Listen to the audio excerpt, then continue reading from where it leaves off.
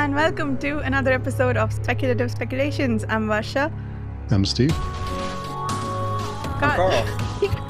Oopsie. I'm Jared. And I'm Chris. Very professional today. And this is a series where we talk about speculative stories in all their forms. We're currently working our way through Cloud Atlas, which is, no, it's not part of a series. Geez.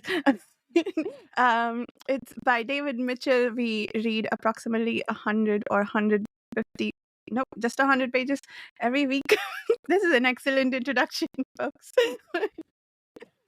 Today's discussion is going to be about the third and fourth sections of the book, which are entitled What and What? Half-Lives, the First Louisa Ray Mystery, and The Ghastly Ordeal of Timothy Cavendish. For next week, we're going to be discussing the next two sections, ending in page 310. An Origin of Sonmi 451, and wait, the other one, Slucia's Crossing, and everything after. That's for next week. And then the short story for today is The Voices of Time by J.G.Ballard. We are reading our way through the big book of science fiction. The short story for next week is going to be The Astronaut by Valentina Zhuravlyova. I'm sorry if I'm saying that name wrong. Yeah, that's everything. What did we think of the Half-Lives, the First Louisa Ray Mystery? This might have been my favorite so far. Yeah, I loved it. Probably my favorite as well.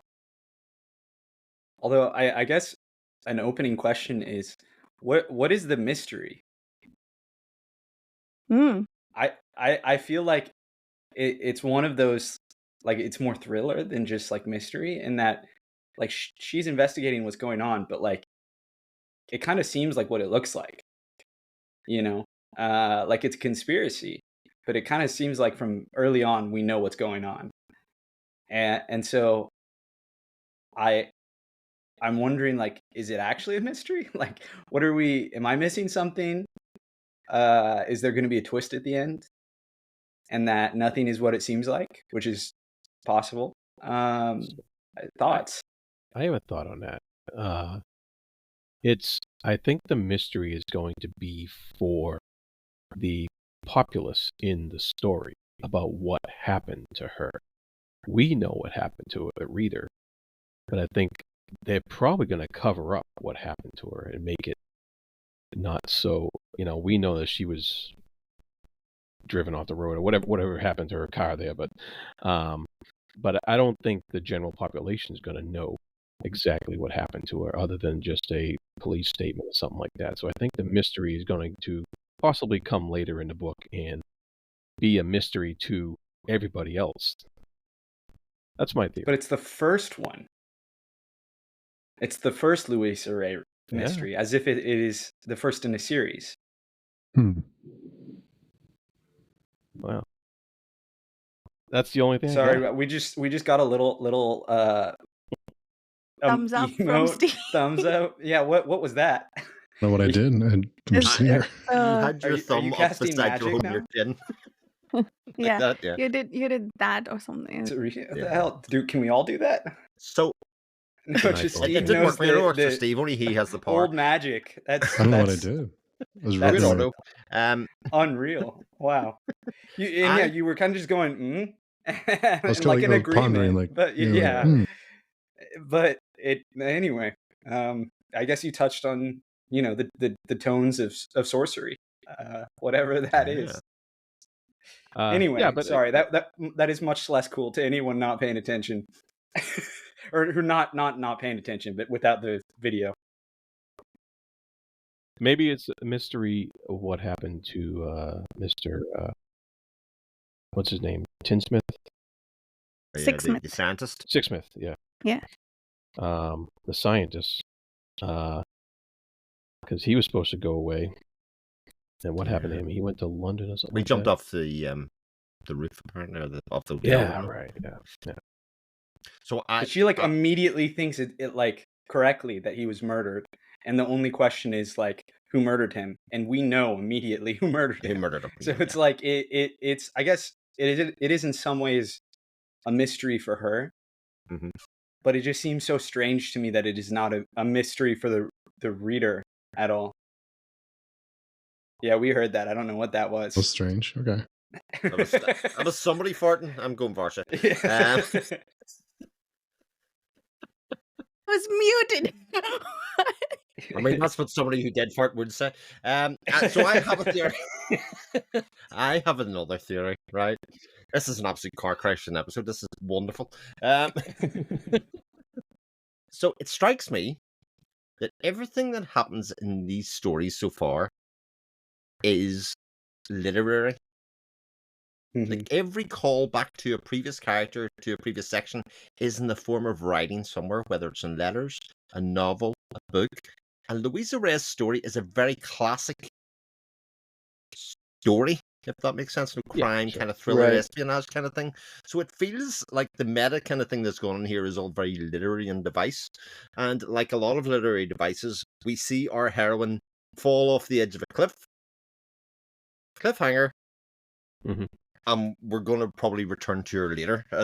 I believe most of the stories, I think by now I've sort of flicked through and realised that some of these kind of characters come back in some way further on the book. So it feels like it's incredibly meta about the literary aspect of the book itself and how it kind of stages that and uses it, and whether the first one is sort of like, I don't know, a kind of navel gazing lost world kind of thing, and then, you know, obviously crime mysteries and stuff. So there seems to be the bit that's connecting it together, is very much the publishing or the written word. I agree with that, and I guess my response is, what is David Mitchell trying to say or trying to do by having the mystery story not be a mystery, but to be titled to mystery, which is like he has to be aware of this, right? Like he didn't write this and then realize, oh wait, there's no mystery the entire time. We know what happened. Like it's but it's very Nancy Drew, isn't it? Like I thought, really, like the end of it's very Nancy Drew. Like the end of a chapter in Nancy Drew or the Hardy Boys or any of those things. Those of a certain age of us that might have read things like that through investigators, that kind of stuff. It sort of has that kind of feel to it. Written in a more modern style, I think, obviously because of the industrial espionage and that kind of stuff that's going on in the government contracts, very 2000s-ish kind of pop. Yeah, it's funny because you asked that question, Kyle, and Mitchell kind of tells us in the next story that the character in the next story kind of hates fiction, and he's reading fiction of this story, and and so there's a lot of meta stuff going on, like Chris said, in this book in general, and so maybe that's part of it right there, is that he's giving us a non-mystery mystery. Right. True. Interesting. What it really reminds me of are like noirs, like classic noirs with the systemic corruption and 70s noir, basically. Exactly. Yeah, absolutely. Like he had the tone down pat, like perfect. Exactly. Yeah. Exactly. And I really enjoyed that. I loved seeing Sixsmith come back and like actually learn about him as a character. And it's interesting with the timeline of everything. He's not as old as I kind of assumed he was in the previous section, where I kind of got the sense that he was much older than it's been long enough since we've read that section. Frobisher, thank you. Yeah. Robert Frobisher. Yeah.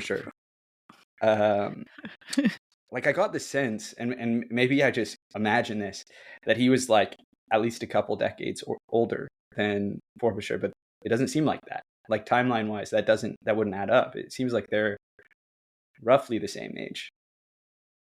And we lost Varsha. And the show must go on.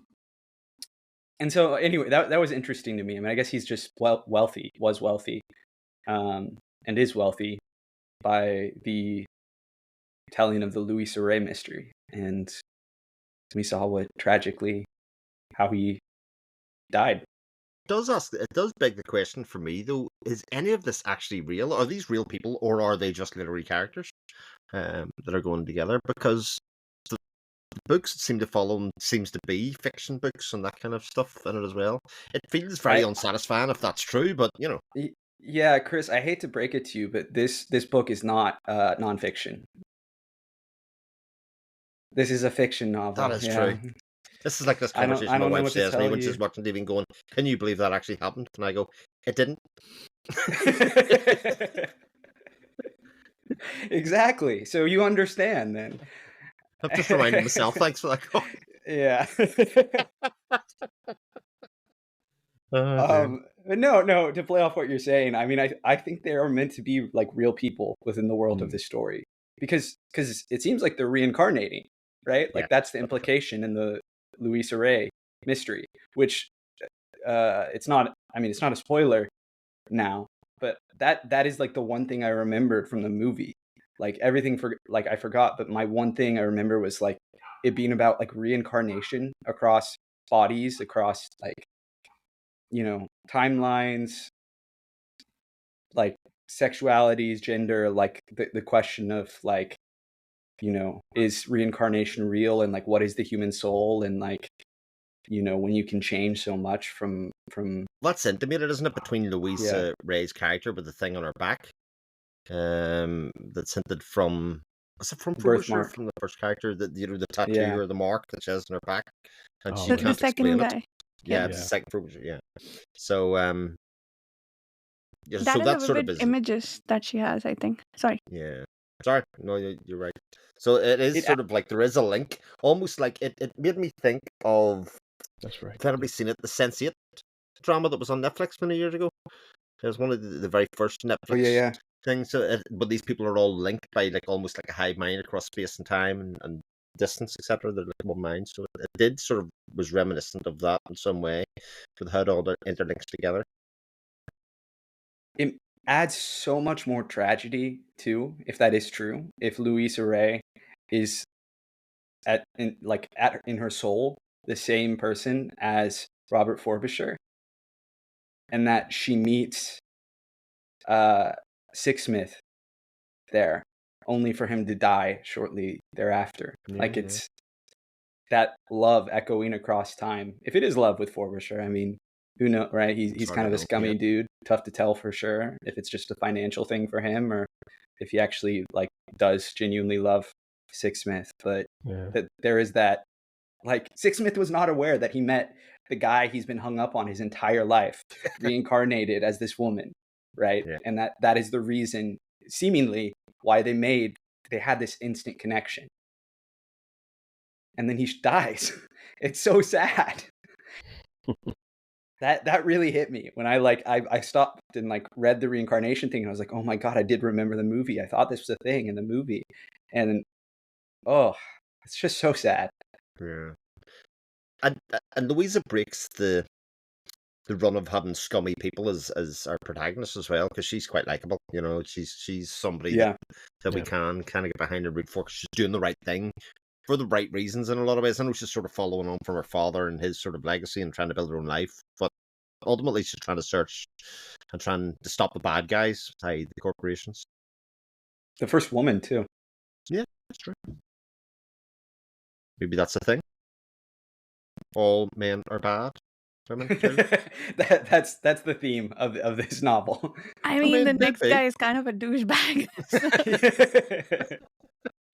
I mean, Yeah. He is. We're immediately back to the assholes It's by the interesting next though. section. It's interesting because we knew Frobisher was a dirtbag, but of a sorts. But the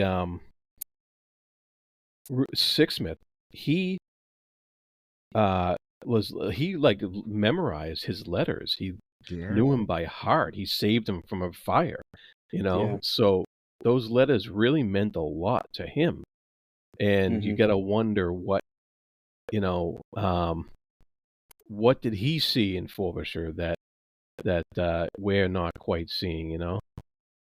So Yeah. it's a lot based upon the narrator of the story that you have to take with a grain of salt as far as what these characters might have meant to each other, because we're not in Sixsmith's head for the most part.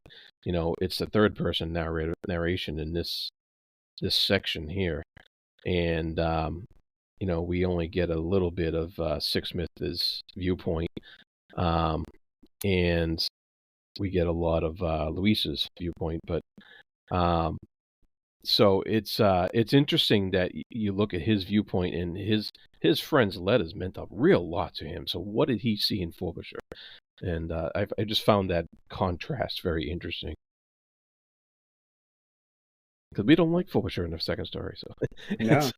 No, but he's interesting. Frobisher He was is a really interesting. interesting character Yes. to read about, and Yeah. it kind of does mess with the idea that you have to like the people that you're reading so much. But it does create a different balance and a different taste to the stories, which kind of cuts it off, because you go from, oh, this guy's interesting, scummy, to a character that's female, very much set in a different timeline, then them in a different time and space, a very different world, but is likable, So it does create, each story has a layer to it, and I think it'll be interesting when we come and revisit some of these stories or these characters, exactly how that fits together, almost like a jigsaw puzzle. One of my pet peeves is, because you do hear this, it's a note that's given to writers oftentimes in the entertainment industry.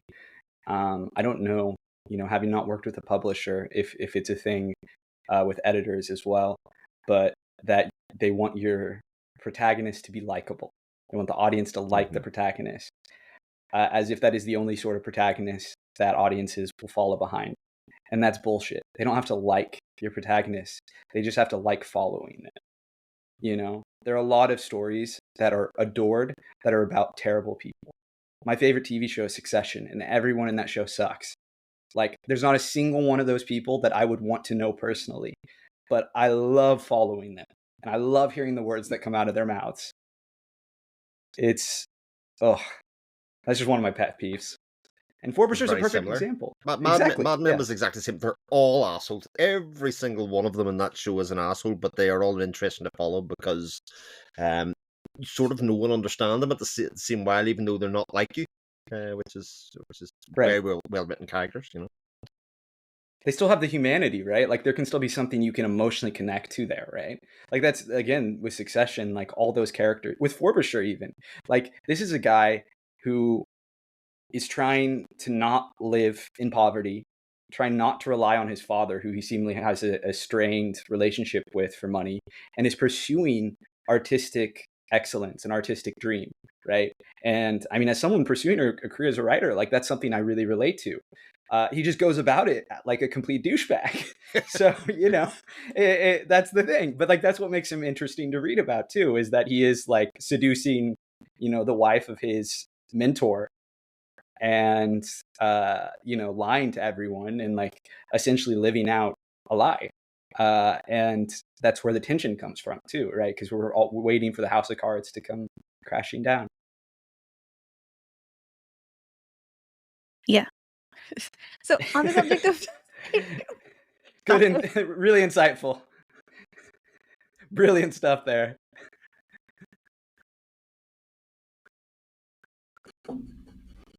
Yes. Not any more insightful, but that does mean the same thing. I'm going to ask on the subject of reincarnation. What do we think of the fact that now in Timothy Cavendish's story, Louisa Ray's story is fiction, and that means everything we've read about so far is fiction. And if the next story has Cavendish's story in some form of writing or fiction, we'll have to see what is real at this point. And but yeah, what what do you think that means? Sorry if you talked about it while I was disconnected, but is it fiction, or is he just assuming it's fiction? Exactly, that's what I would say. I would echo Jared. It's presented as fiction, though, certainly to the reader. To him, I think it definitely is. I sort of get the same sense as Varsha, is that all of these things are presented as fiction. Even the story of letters from the very first person to Frobisher that he finds with the half burnt out book and that kind of stuff, he sort of sees that as some sort of fictional telling to him. He wants to know the story of the person that's there. But like anybody's life is sort of a form of fiction in its own way, because kind of the events that happened to me, you, any of us here in this call, other people can come up to it and go, God, you've had a really interesting life, you know, that kind of stuff. Whereas you just kind of go, well, it was just the shit that happened to me, you know.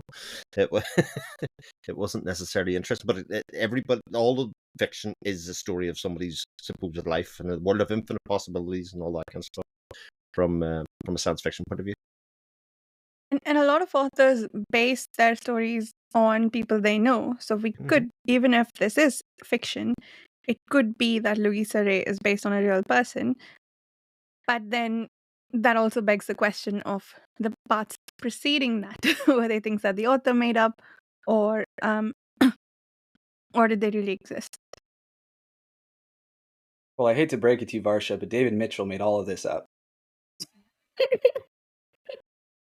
I can't believe I got to do it twice in this one episode. I feel so powerful. Okay. First to Chris, now to you. Now you're going last on every discussion. So Chris has just been bumped up because Carl is more mean. Marsha, don't make this a competition. Oh God. The only person who suffers from that is me. You guys just get to have. Hey, no, I'm equal opportunity, okay? Chris got the first roast, and now I'm just following up with you. Yeah, that's true. No, you make an interesting point there, though, Varsha, about like what is real and what is not, and what is fiction within. Like, are all the separate sections, do they take place in the same world, or is there like, are we dealing with like a multiverse situation here, or an overlay of even fictional realities? If I want to push it to the very limits, we make an assumption that the sixth myth that we hear about in this story is the sixth myth from the last one. I mean, that is an assumption, even though it sort of says he kinds of, it is an assumption, and one that we make a link together with. But also, that if that is the same person, it does kind of query the fiction part of the stories as well, because there is a link between these stories that goes beyond the books that they find or the books that they read or anything like that. But it like I say, it is an assumption that we make rather than the stated fact that it's the same sixth myth. It's just, you know. Right. But I think that's a fair assumption to make at this point in the absolutely. book. I couldn't agree more. Yeah. And I think it's a fair assumption at this point in the book, unless it's proven otherwise later to be something really wild and wacky, that these are all in the same world, and these stories are related to each other in the manner that they're finding these manuscripts, and they're finding, and they have these little relations between each of the stories, because time is moving forward. Yes, it is. As we go here so far, and it's moving forward in a linear fashion to the point where Tinsmith's an old man when he meets Louisa, and he says the letters were 50 years ago, which lines up with the timeline of the letters we read about. So, at this point in the book, I don't think it would jump into some really wild speculative assumptions. I think is a little too much right now. We could be proven out later on, but maybe that's part of the magic of the book and part of the, and hopefully that'll all make sense as we move ahead here. I think the manuscript, the letters, pretty much maybe put to rest. I was suspicious of the name, maybe that it's going to tell us it's somebody else with the same name, but then when we found the letters and what those meant to him, and I guess Louisa looking for the Cloud Atlas sextet, which you predicted, Chris, right?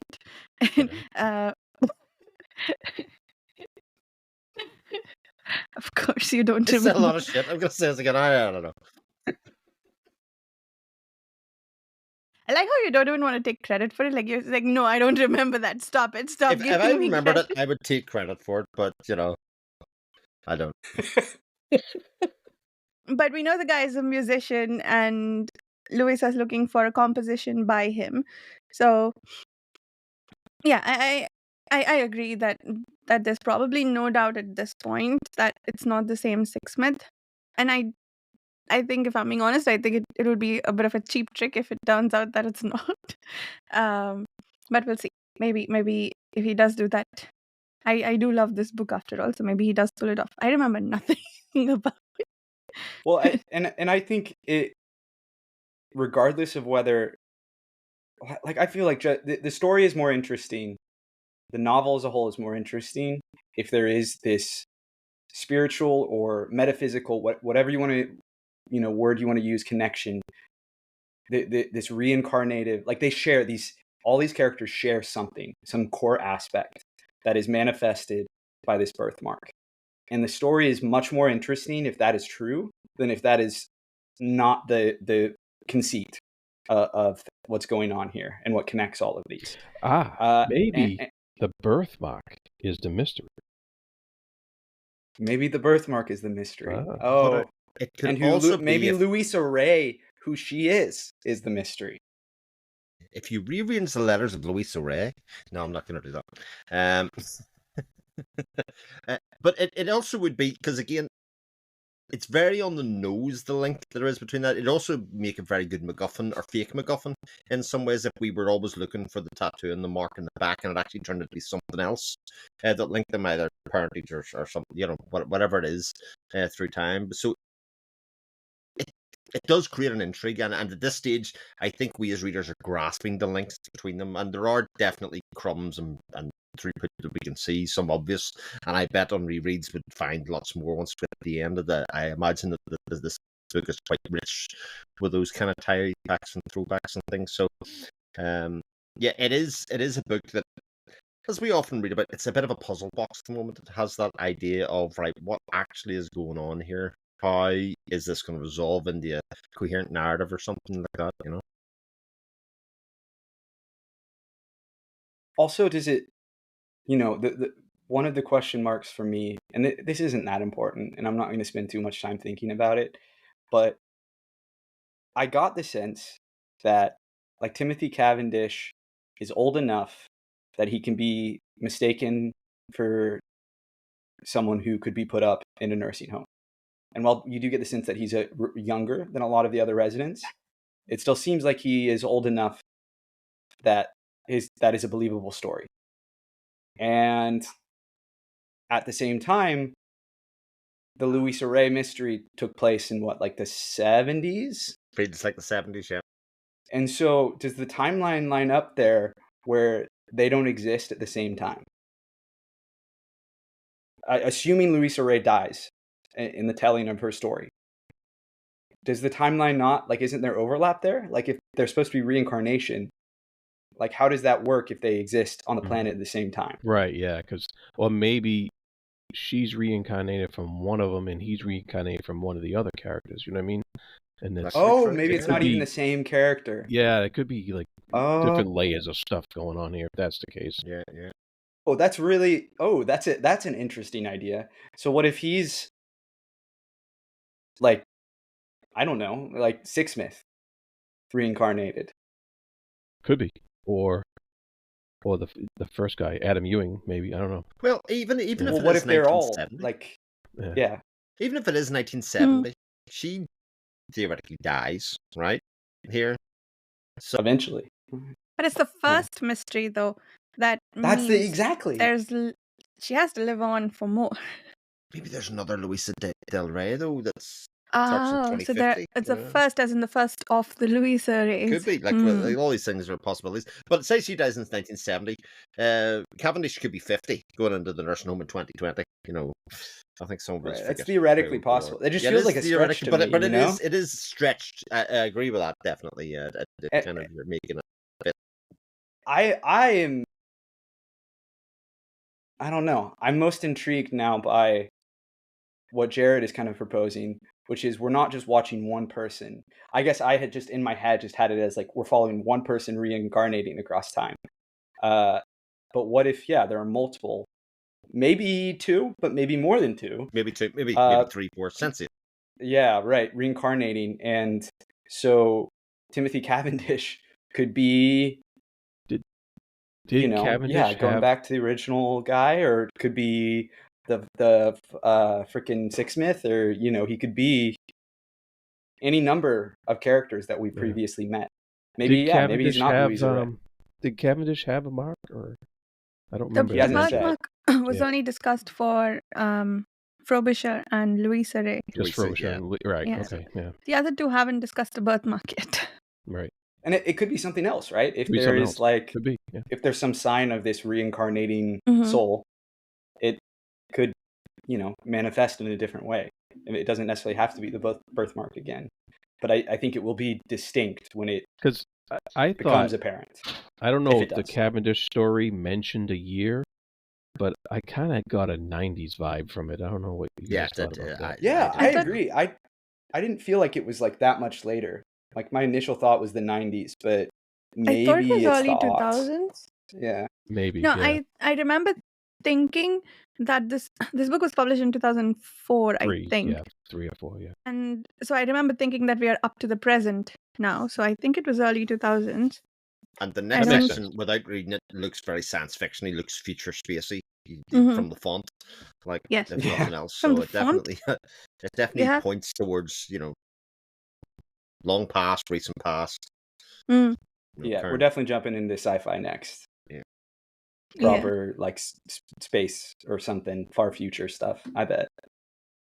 Timothy is also, I mean, I don't have the book in front of me, but a couple of things I had written down is that Timothy he wasn't really a reliable narrator, right? Because he No. admits he's a liar, right? So you don't know really in that chapter what's really happening or what did happen, because we know that he exaggerates.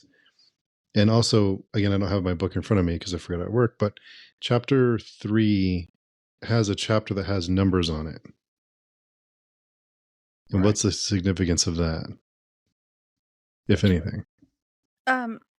Because it's I guess we find out in the 4th book that this is fiction, supposedly. chapter So numbers. those are the okay. chapters of that book. I think Cavendish even makes a snide comment about how they've been trying to write it as if it's going straight to the movies by keeping the chapters short Right. and switching Oh, scenes okay. every chapter or something like that. Yeah. Cavendish is a big publisher, isn't he? So Yeah. again, that's sort of the link. Yeah. To the previous section as well. Yeah, he was We'll a say I publisher. love.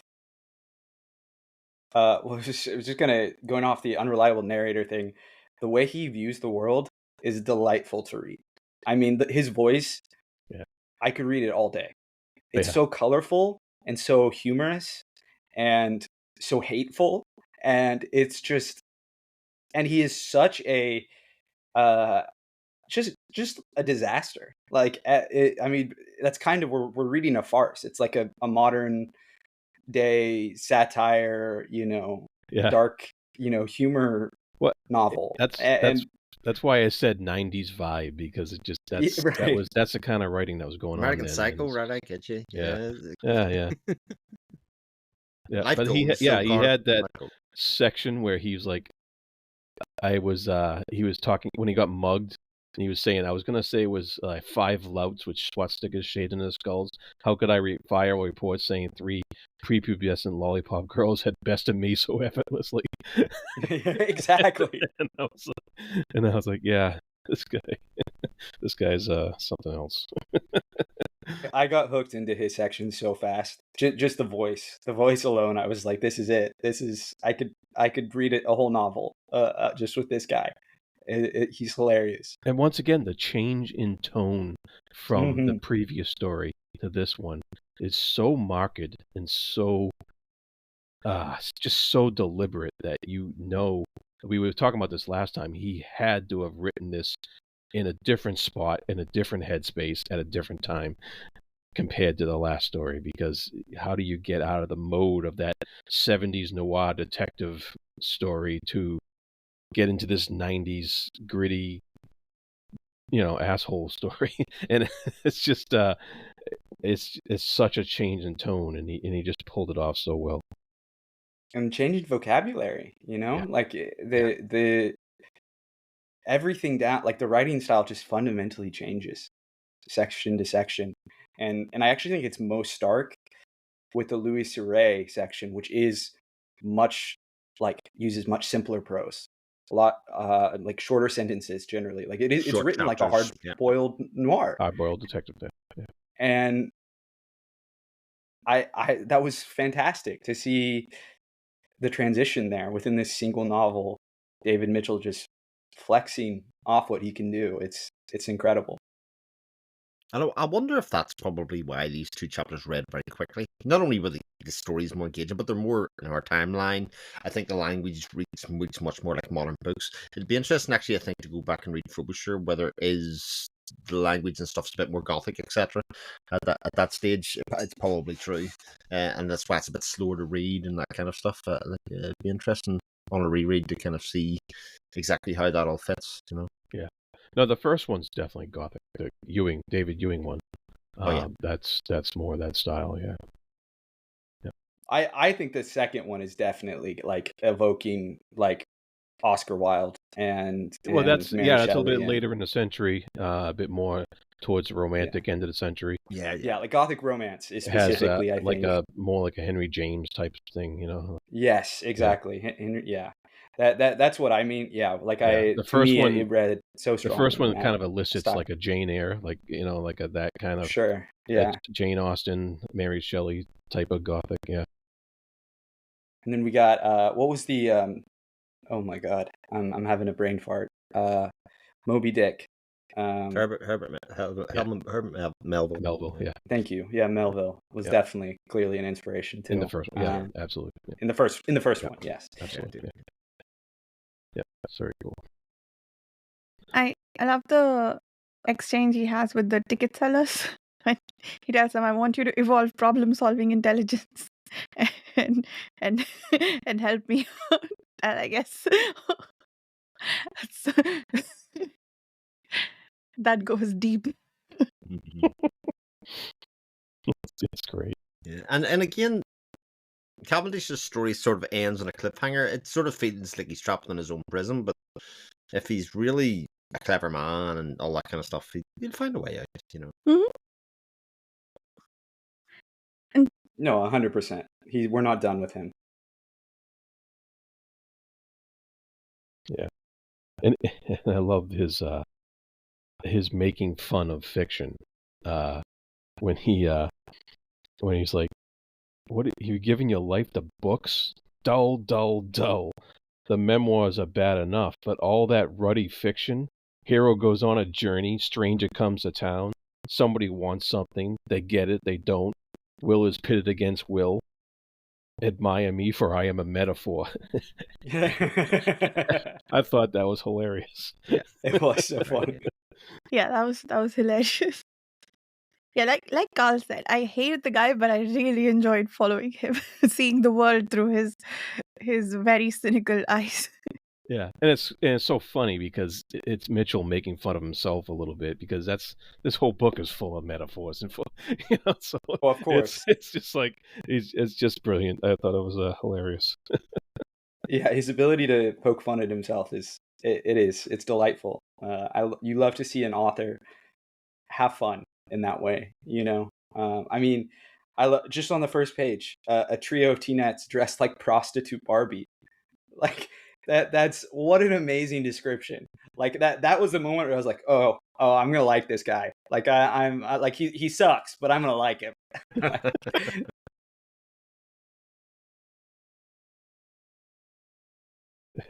Welcome to Hull.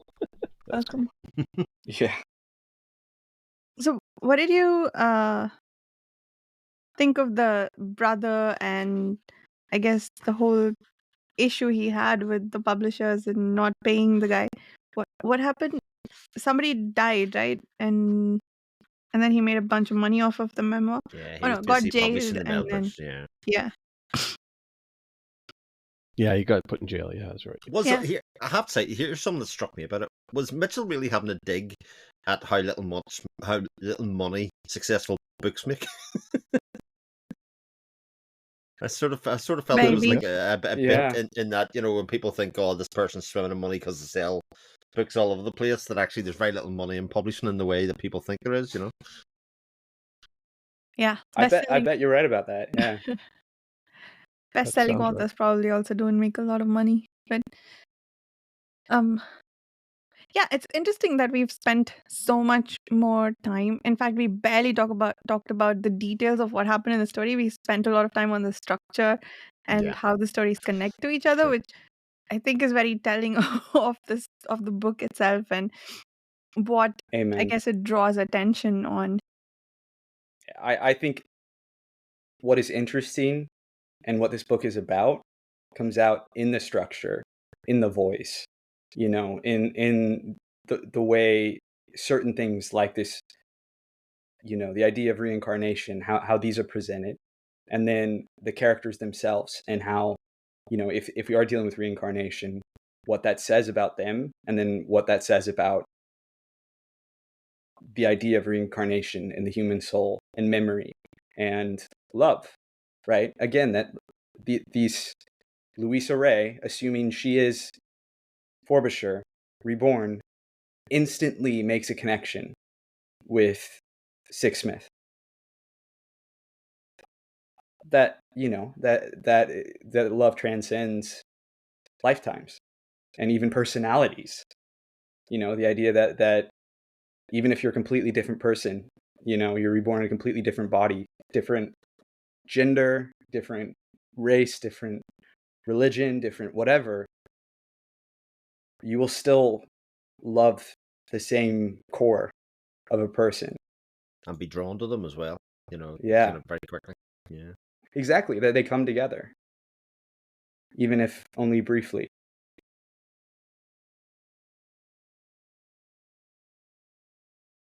It was a Nice. lot sadder for Sixsmith that he never found out about Louisa, if all of that is true. Because, Yes. I mean, Frobisher, we were still unclear on his affection for Sixsmith and how deep that went. But Sixsmith, apparently, that was the only person he ever was able to bring himself to love properly. So, But how do you reconcile that anyway? Like, what if Mm. somebody rocks up and says, "Here, look at my back, recognize it"? Maybe that is what caused him to jump off the hotel roof. I do think it maybe alludes to something more redemptive in Frobisher. Not necessarily to say that he isn't a scumbag, but that perhaps there is a deeper love there with Sixsmith and that he's not lying. And maybe he does use Sixsmith. Maybe the relationship isn't one we'd classify as healthy, but maybe there is like genuine affection, even adoration. Something we would call love.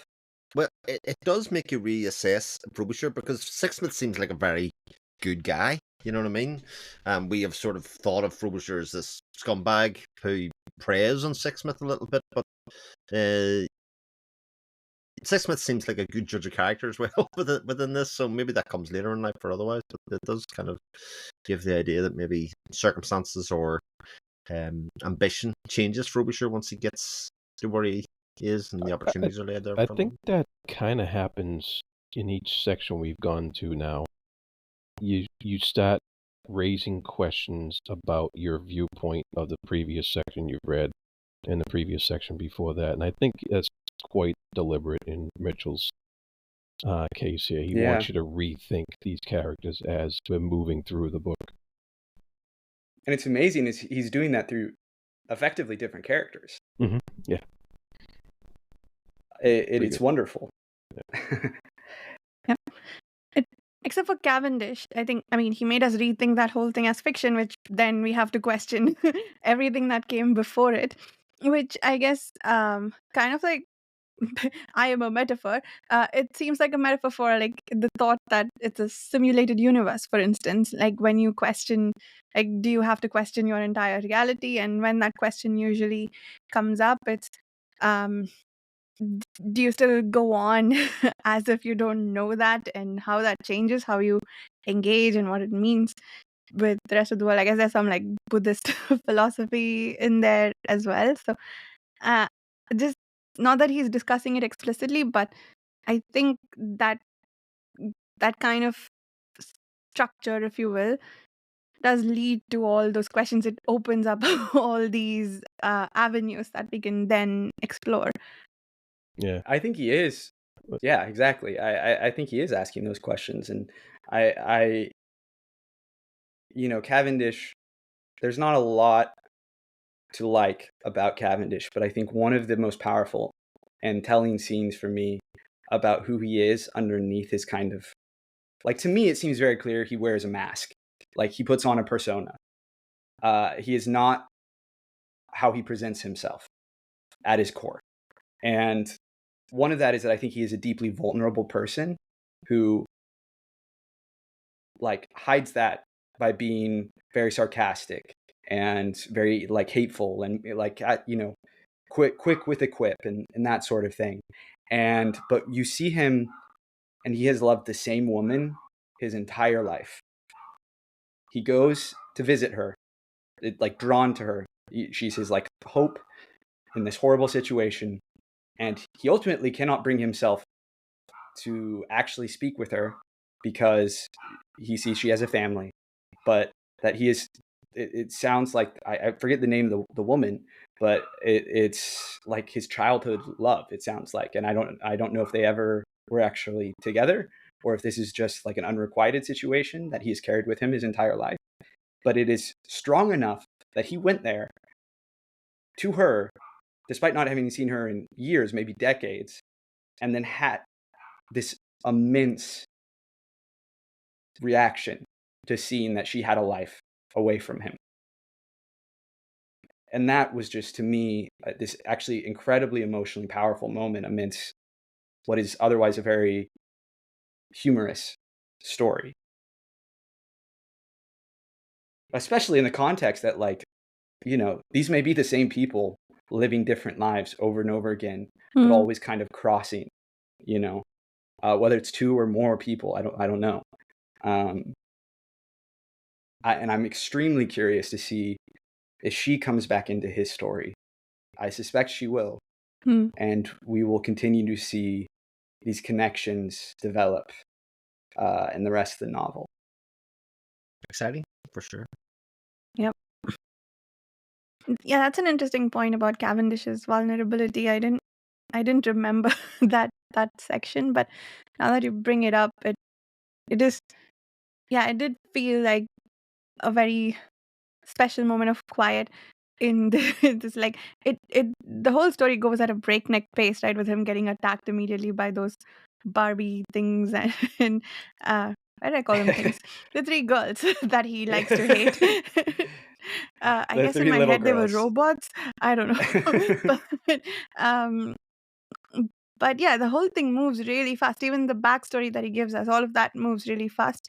But then there's a bit of, like, contemplation for him, and yeah, that was nice, except it ends poorly with him threatening that child. But Yes.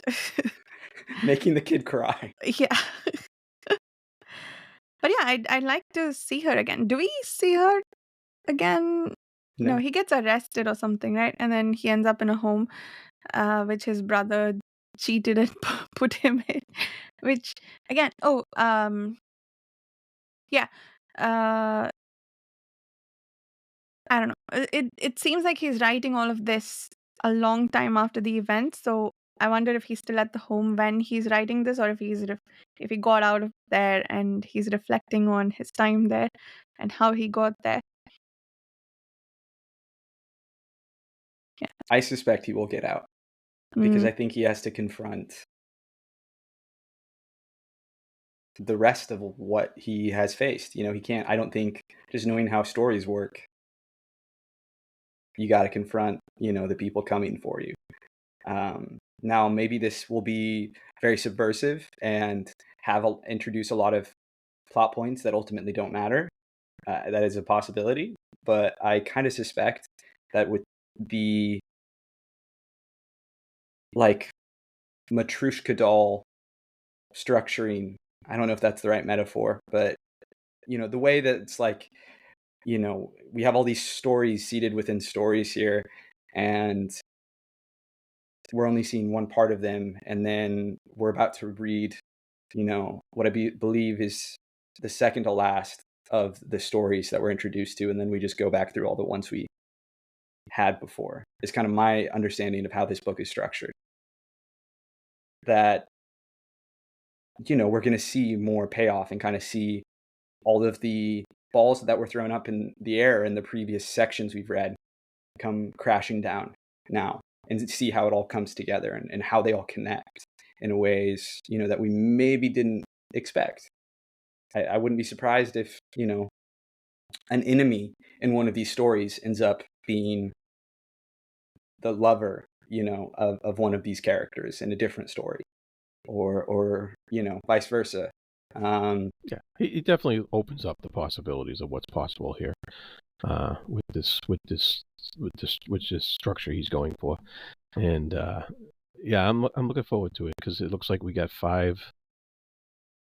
2 more stories, so 6 stories, and then we're going to be going back, I guess, and so I very interested in seeing how it all plays out.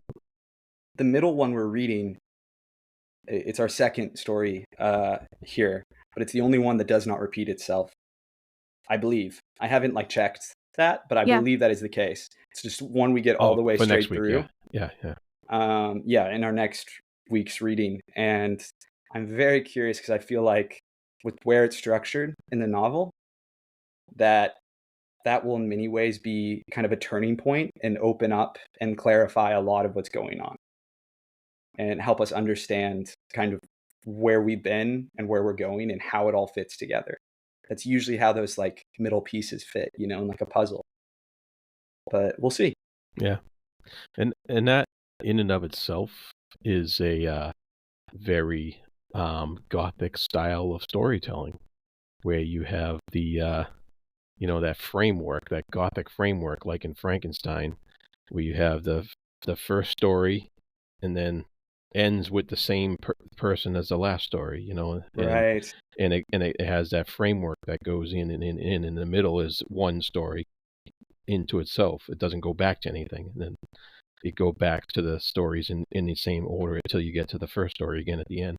That's classic early Gothic style storytelling from the early 19th century. Yeah, so he's definitely using that in a new way, I think. How is he going to make what was the most difficult to read section be the big emotional catharsis at the end? I am so intrigued by that, about how, the first half of that, I was to me, it was made my eyes glaze over, and I found things I ended up really liking about it, but it's still the one I've connected with the least. And so I'm excited to see after everything we read, how is he going to make that the final, he rings the bell, this is it, the emotional payoff, what feelings will we leave with, given that is how it will presumably end. I'm gonna make prediction here that we haven't yet met the hardest to read section. We have not. Oh God.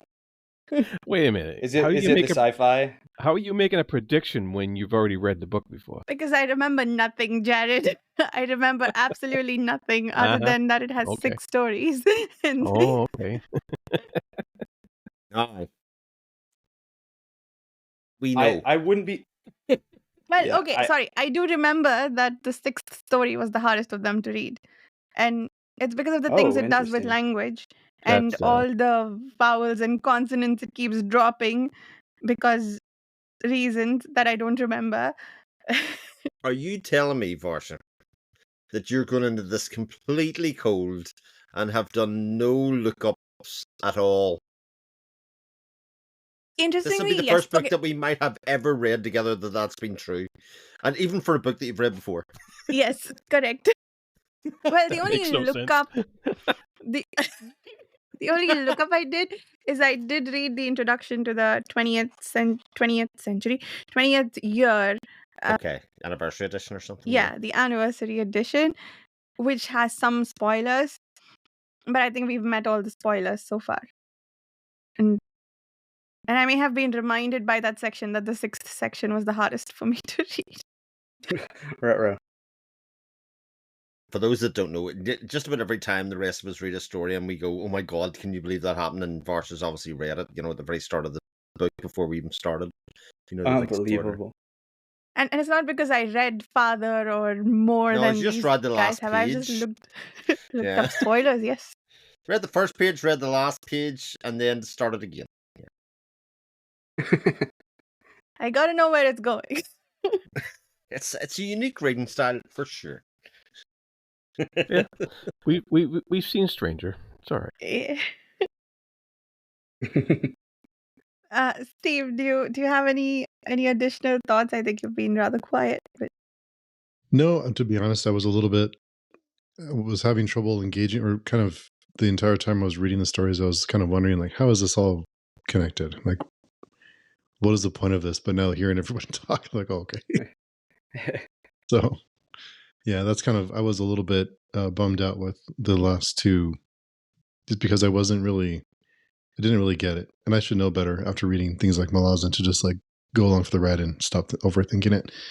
But yeah, I was kind of like, I don't know about this. But after this conversation, hearing everybody talk, I'm like, okay, I'm an idiot. That makes sense.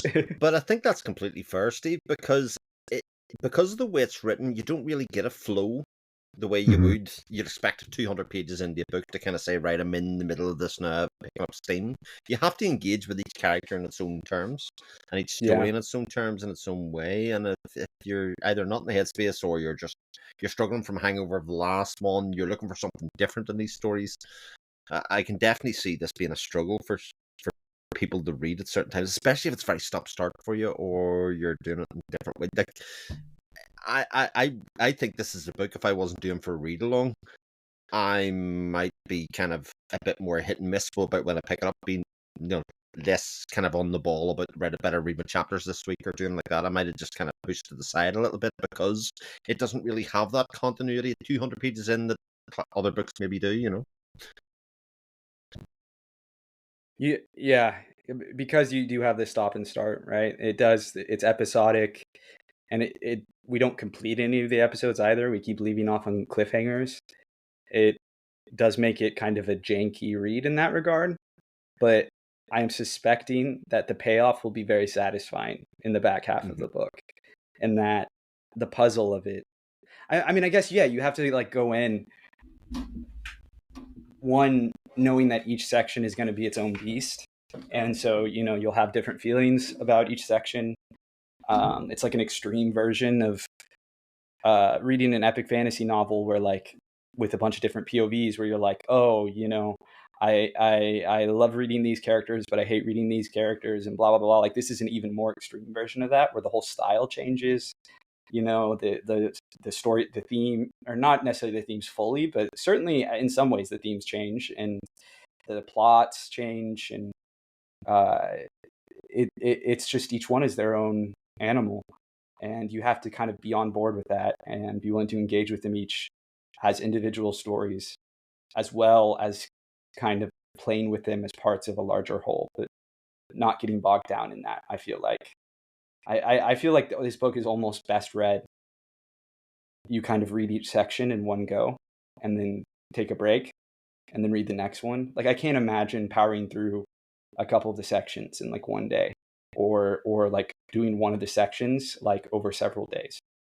Like, that to me, I just feel like it wouldn't flow right, especially because there aren't like chapter breaks. There aren't, except in the Louisa Ray stuff. It's just like short stories that kind of beg to be read, in one sitting, and then set aside. yeah, that's been interesting for me. Like, I have been able to read one of these sections in one go, which again, like, I've had trouble finding large chunks of time to focus, or when I do have the time to actually focus. But this book has been eminently readable in that regard. And also, interestingly, and this might have been one of the hooks for me the first time around too. I'm fairly certain it was how the stories all come together on the way back down um that made this one of my favorite books. But even as we are making our way through them for the first time, I think they the hook and the connection, like the thing about the Louisa Ray story being a piece of fiction in Cavendish's story, I think that was such a big deal for me somehow that I wanted to read the next bit immediately to see what this story was in the next book. So like that little connection for me is making me really eager to read the next section, if that makes sense. Like I don't know if I would read multiple sections in one go, but I'm I'd pick this book up immediately and like start reading after this if I didn't have to wait for the discussion. So yeah, that has been a bit of a strange experience for me because even though they're all different stories, it's been pretty unputdownable so far. But any other topics for this one before we move on to Voices of Time by J.G.Ballard? I guess my only topic would be we've talked some about how, you know, when we're talking about the theme of reincarnation or the connections between these individuals across time and space, and how love, the implications of that with love. But I guess I'm curious to what the implications are of that for society around them, and because we're dealing with, frankly, different like systemic problems oftentimes within the individual stories. Different government systems, different, like the Louisa Ray one, hits maybe a little more close to home, in the, just because it's capitalism going off and doing its thing, and in some ways doing something very good and developing nuclear energy, but also doing it in a very bad, murderous way, where profit is above all and it rules the government. And but despite that, that is then not what the next section is about, although it takes place in the United States. It's about the literary industry. And I mean, if you go back to the earlier parts, I would say that that's not really about, like you could tie the literary industry stuff into capitalism, but like going way back, it's much more about like imperialism and colonialism and genocide and kind of these cultural clashes.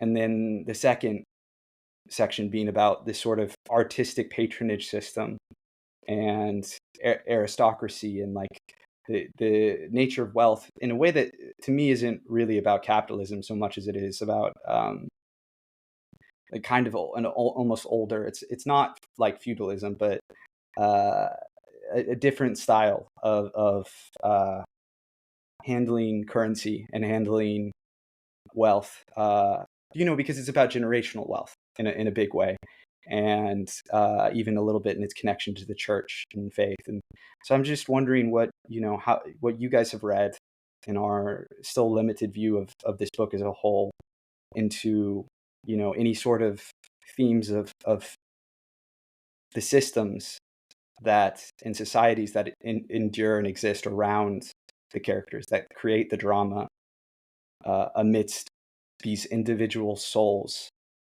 being born again and again. I mean, the one that jumps out to me in pretty much most of the stories is the idea of self-interest. So if you take Adam Ewing's story, when he gets presented with the stowaway, how he deals with that in relation to his own self-interest, Frobisher, in terms of how he deals with his situation, in terms of his own self-interest, that selfishness, Louis Delray, and then also, with Cavendish at the end, nearly call him Cartwright. I think self-interest and how that changes who we are as people, and our decision making and all of that kind of stuff. I think so far we're seeing a divide between male and female here. I think quite clearly. Although I will, Sixsmith, I would say, though, Sixsmith's a pretty good character. He's a pretty good guy. But our main protagonists here have been changed by the situations they find themselves. Like Adam Ewing does a good job here of not turning the guy in, so it's not all bad. But I think at the same stage we get the idea that he is maybe not always a good guy, if you know what I mean, because of that, even though it's kind of suggested by the person outside that he would be, you know. So that's the big one that jumps out to me so far. Ambition.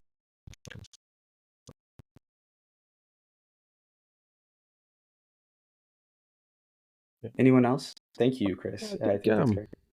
I think that you have certain cultural clashes in all the stories.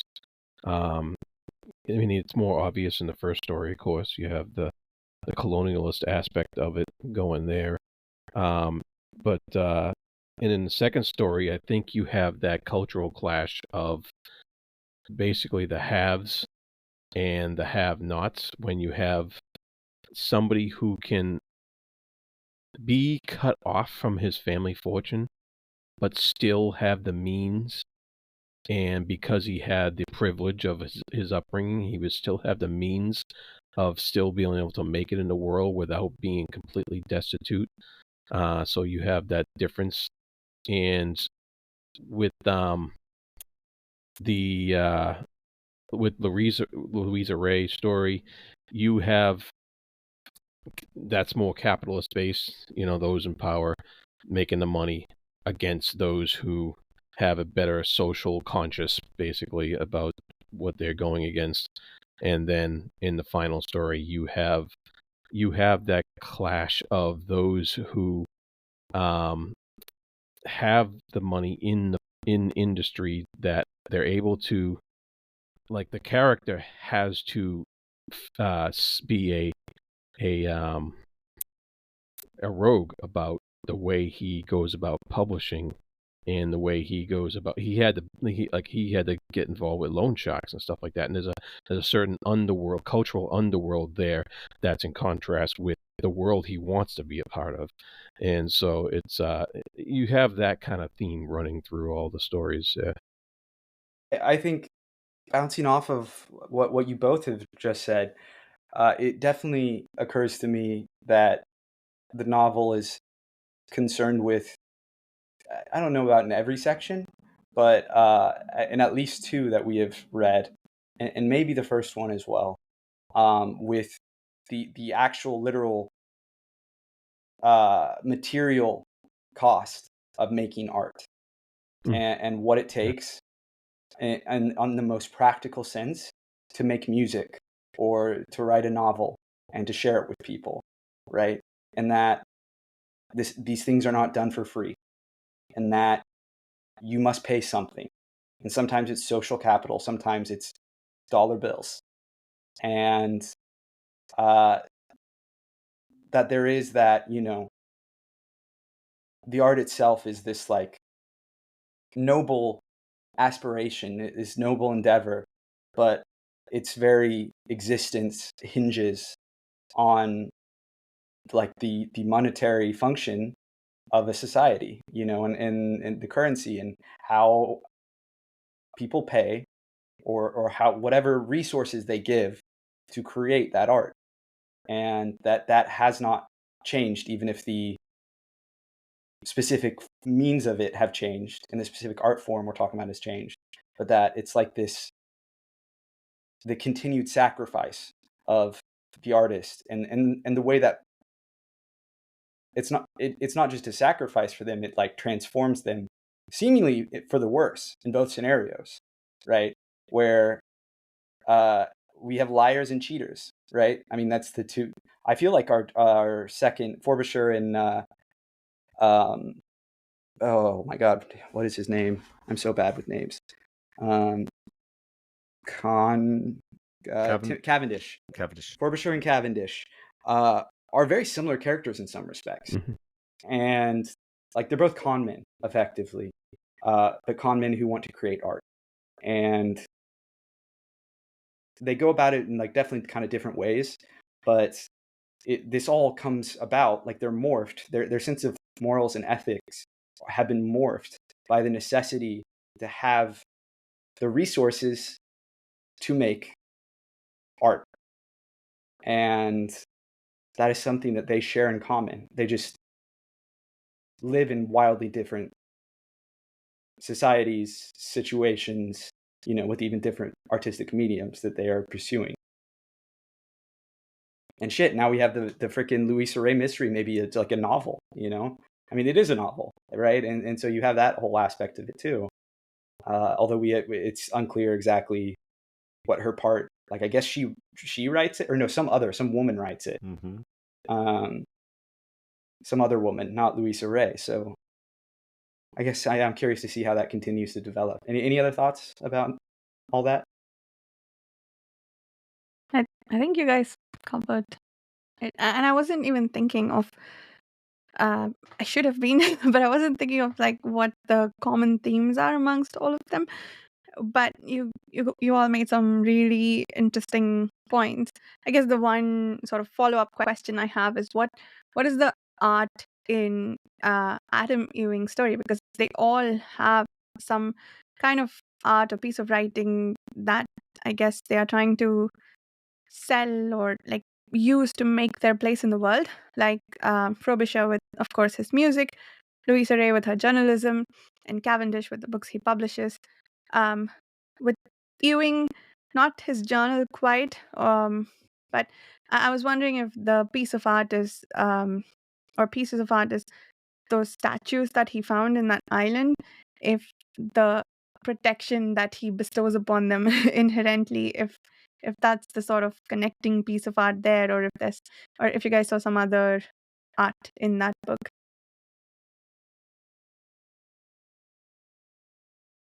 Question.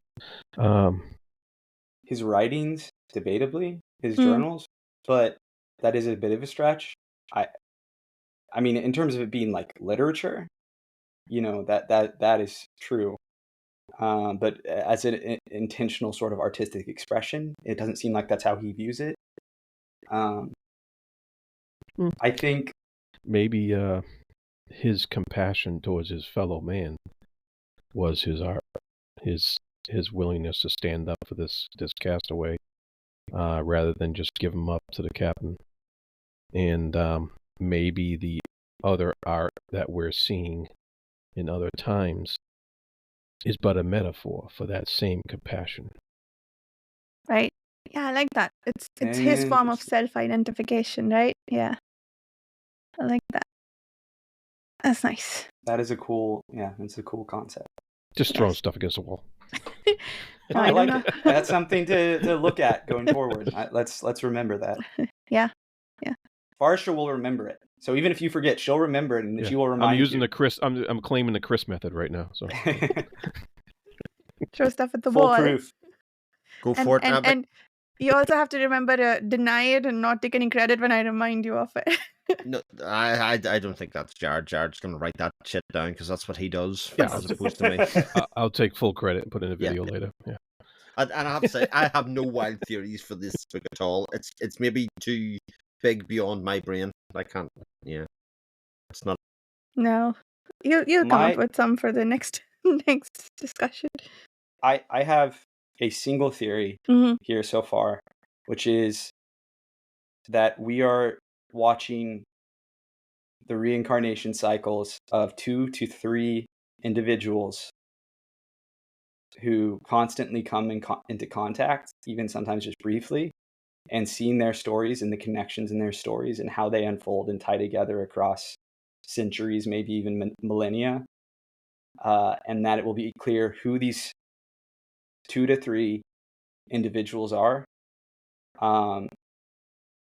and which of each of the characters in all the sections, who they are, of those 3 or 2. I feel like it is more than 2. I feel like it's like 3, maybe even 4. And that will be the key to understanding what this novel is saying and exploring. That's my big theory. Nice. I like that.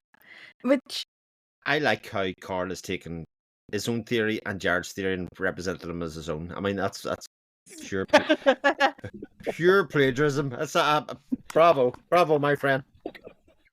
Nice. Yes, Chris got some payback. I should try that instead of just complaining.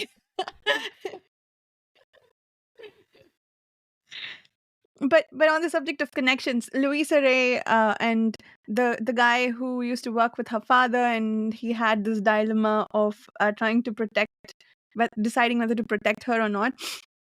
I love that bit too. Like within the story, there are all these ways in which people are connected to each other, and across stories, of course, and across time, people have connections. And like, I like Jared / Carl's theory about how they'll all come together in the future books, but even within the story, the little connections. I thought that was quite a brilliant touch.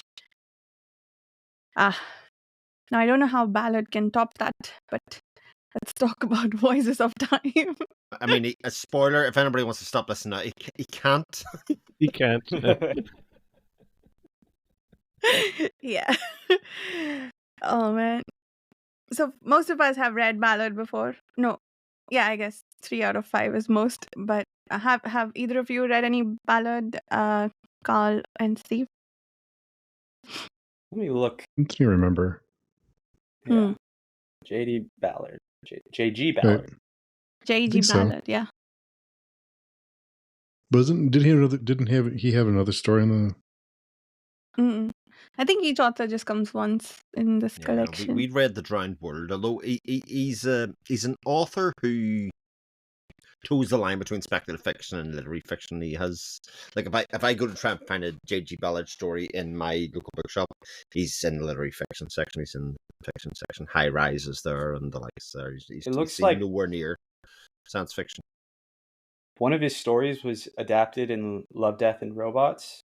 So that would be as close as I've ever gotten to him. Or actually, he maybe wrote one of the episodes of Love, Death, and Robots. If you guys are familiar with the animated anthology show, very cool. So that's my only connection to him. Whichever one of those he did. Interesting. I haven't seen that, but maybe I'll check it out. For this story, Mm-hmm. I mean, the guy's got chops. He does, he knows how to write. There's no doubt about that. But there was just something about this and The Drowned World where you're reading it and you're like, okay, it's good writing, but it's not grabbing you. It's not. You don't. It's hard to explain, but it's like an exercise in writing that he's putting out, and he has a couple of ideas here about this takes place in the future where the world what is it, like some sort of radioactivity is going on in the atmosphere. And Chris didn't give us his summary, by the way. Oh man, you're gonna have to buy time. Okay, so there's some sort of radioactive atmosphere. I mean, that's actually the summary of the story, right? Yeah, right, you're gonna have to buy time. Yeah, very good. Yeah, I like that. Very good.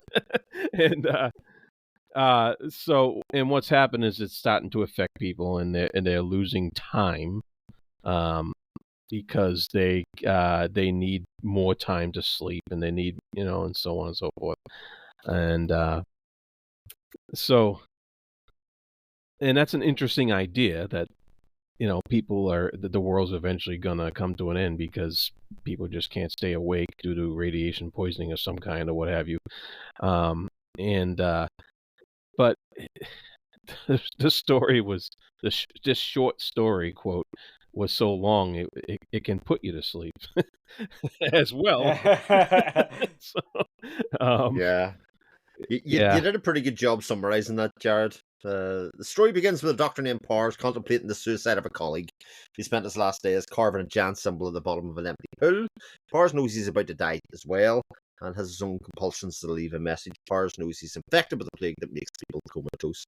And I have to say, for me, the most interesting part was actually looking at the time changes as he got up later and slept earlier. As his thing went down.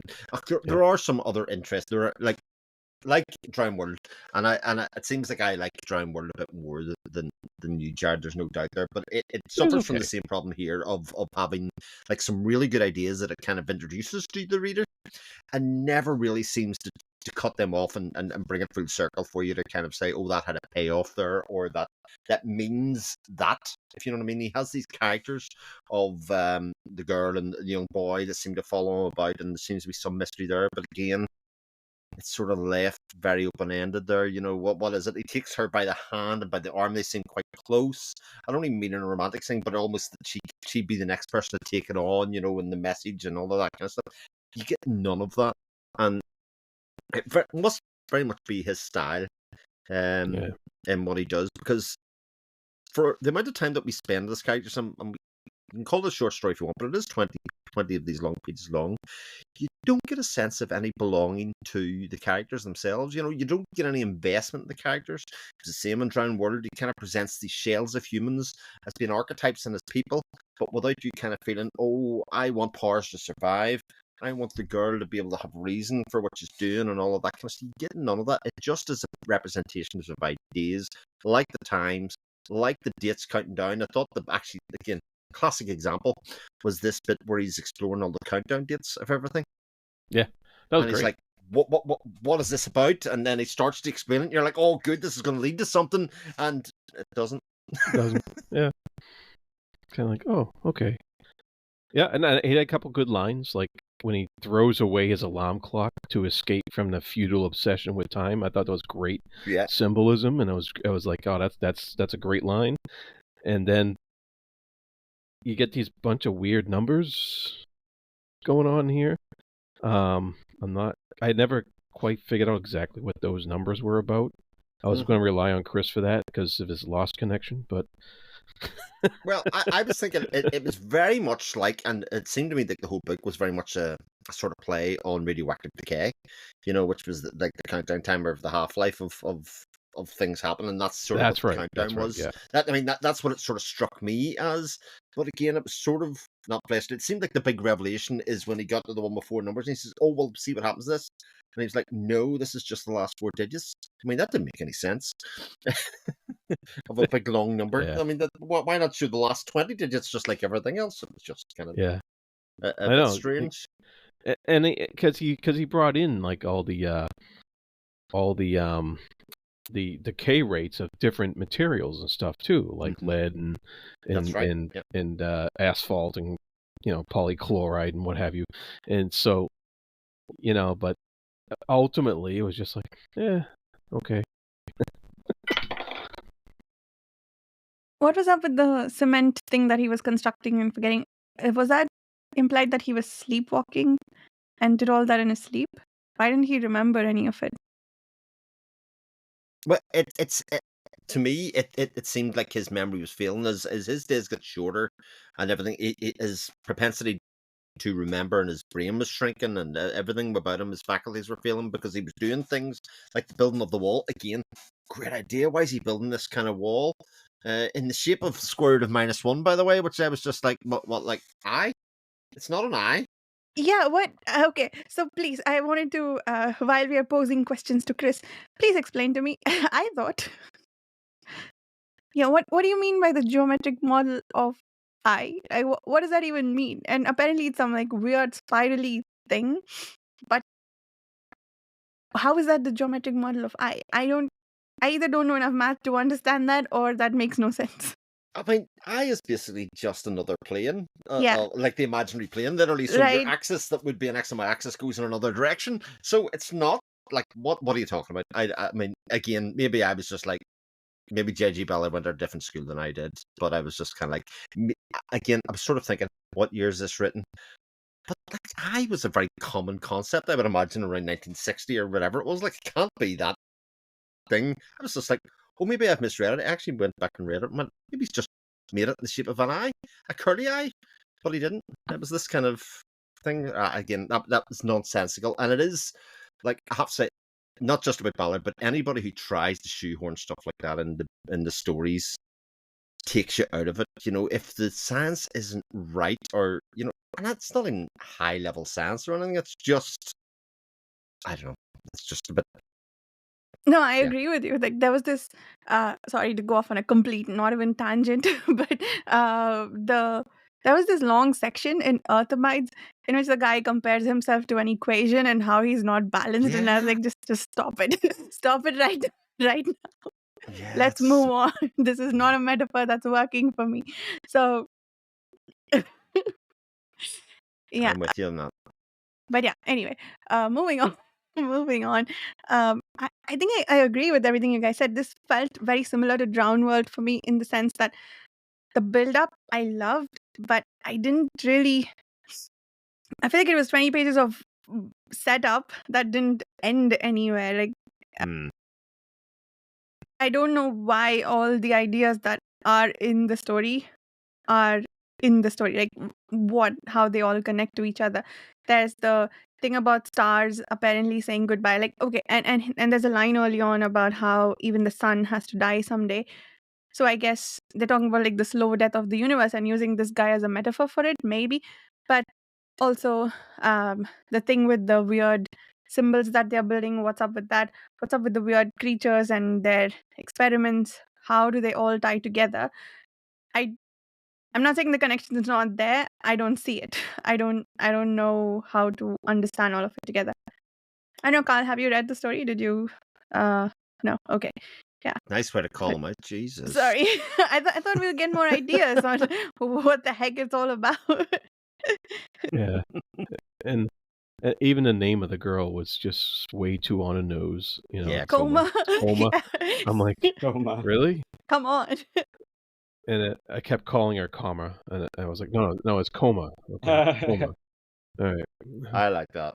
That's an excellent pun. Yeah. Yeah. She was just a comma in the story. Anyway. But I was, like Chris said earlier, I was hoping she would have some sort of character and some sort of, like reason for what she was doing, and then it just never came up. And I was just like, okay, she's just a piece of cardboard, like Chris said. That's all. It was just somebody placed in that spot for whatever reason, and it just didn't go anywhere. It didn't give you anything. And interestingly, for a story about sleep, which the Drowned World also happened to be to a great extent, they both read like somebody's random dream sequences that, like if they really edited and made their dream journal really beautiful and made a story out of it, it feels like that. Like, it just feels like a lot of disconnected imagery that I don't understand what the connecting line is. Granted. All right. On that note, what is next? Oh, I lost the chat again. Oh, because I had to leave and come The back. Astronaut by Valentina Zhuravlyova. Yes, thank you, Chris. That's the short story we're reading next week. And sections 5 and 6 of Cloud Atlas. Thank you so much for listening, and we'll see you next week. Bye.